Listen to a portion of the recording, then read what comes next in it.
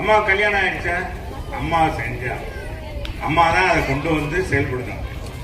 நம்ம வீட்டு பிள்ளைகளுக்கு திருமணத்தை நடத்தி கொடுத்தாங்க. தாலிக்கு தங்கம் 4 கிராம் தங்கம் இலவசமா கொடுத்தாங்க. 25,000 ரூபாய் கொடுத்தாங்க. 50,000 ரூபாய் பட்டப்படிப்பு படித்து தான் கொடுத்தாங்க. கொடுத்தாங்களா இல்லையா? நம்ம பிள்ளைகள்லாம் சாதாரண வீட்டு பிள்ளைகள்லாம் மடிக்கணும். அன்னைக்கெல்லாம் கிடைக்கிறது, லேப்டாப் கிடைக்கிறது ரொம்ப கஷ்டம்.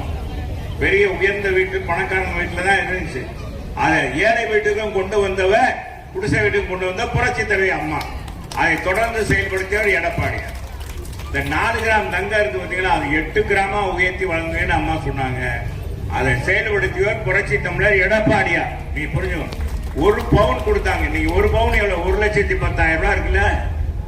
18,000. 1,18,000 ரூபாய். நம்ம பிள்ளைகளுக்கு எல்லாம் நீ தங்கம் வாங்கி, தங்கம்னு தான் பெயர் போட முடியும், தங்கம்னு பெயர் வைக்கலாம். அப்படித்தான் இருக்கு. அந்த அளவுக்கு விலைவாசிலாம் இது இருக்கு. இன்னும் கடன் ரத்து பண்ணு ரத்தே பண்ணல சொன்னாங்கல்ல, ரத்தே பண்ண. ஆனா நம்ம தலைவர் ரத்து பண்ணுவார். சரி, இதெல்லாம் எப்படி நான் செயல்படுத்த முடியும்னா அதான் நிர்வாக திறமை. அது மட்டுமல்ல, நம்ம பிள்ளைகளை, அடுத்த தலைமுறையை கெடுக்கின்ற இந்த போதை கலாச்சாரத்தை ஒழிப்பார். சட்ட ஒழுங்கு பேணி காக்கப்படும்.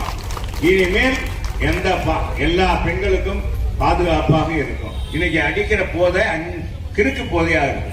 5 வயசு பாப்பால இருந்து 85 வயசு பாட்டி வரைக்கும் இன்னைக்கு மிக மோசமாக பாலியல் வன்கொடுமை செய்யப்படுறாங்க. இந்த அளவுக்கு இன்னைக்கு கிறுக்கு போதை.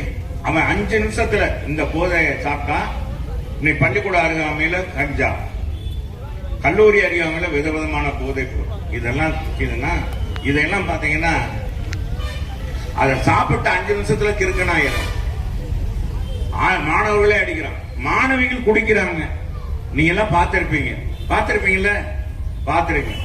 போலீஸ் காவலர் நேற்று ரோந்து போனவங்க கோயம்புத்தூர்ல, அந்த பொண்ணவே அந்த போலீஸ்காரனே மானவங்கப்படுத்திட்டான். அது போய் இது கொடுத்து இப்ப இன்னைக்கு உள்ள இருக்க எவ்வளவு பாருங்க, போலீஸுக்கே பாதுகாப்பு. அவ்வளவு தூரம் சட்ட ஒழுங்கு மோசமாக இருக்கு.